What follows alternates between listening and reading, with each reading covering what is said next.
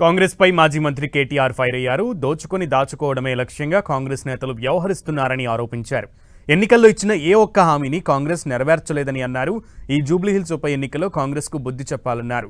జూబ్లీహిల్స్ లో కాంగ్రెస్ గెలిస్తే పేదల ఇళ్లపైకి బుల్డోజర్లు వస్తాయన్నారు కేటీఆర్.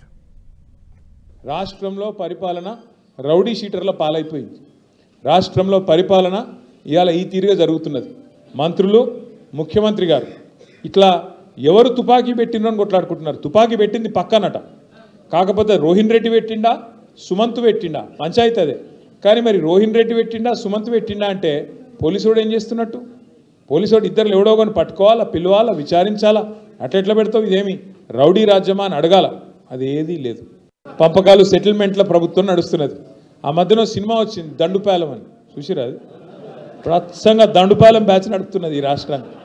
క్యాబినెట్ మీటింగ్ అంటే క్యాబినెట్ మీటింగ్ లెక్కలేదు. అది అలీబాబా అరడజన్ దొంగలు కలిసి మీటింగ్ పెట్టుకున్నట్టున్నది. ఆడ గంత గలీజ్ వ్యవహారం నడుస్తుంది. నీకెంత నాకెంత.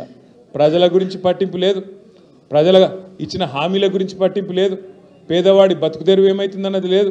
హైదరాబాద్లో రియల్ ఎస్టేట్ ఏమైంది, వ్యాపారం ఏమైంది, ఏది ఎట్లా నడుస్తున్నది, ఏ ఫికర్ లేదు. కేవలం మనం అందిన కాడికి దోసుకో, ఎక్కడనో తీసుకుపోయి దాసుకో, ఇదే సిద్ధాంతం.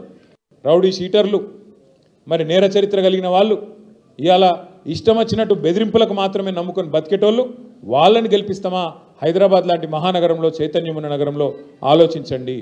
ఈ గూండాలను, హఫ్తా వసూలు చేసేటోళ్లను ఎక్కడ పెట్టాలనో అక్కడ పెట్టకపోతే నష్టపోయేది మేము కాదు, మీరే నష్టపోతారనే మాట నేను గుర్తు చేస్తూ ఉన్నా. ఇవాళ జూబ్లీహిల్స్లో జరుగుతున్న పోటీ ఏదైతుందో రెండే దీని మీద జరుగుతున్నది. కారు కావాలన్నా, బుల్డోజర్ కావాలన్నా ఆలోచించుకోండి.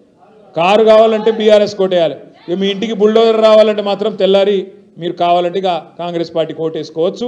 వాడు బుల్డోజర్ పంపుతాడు, తర్వాత మమ్మల్ని అనకూరి.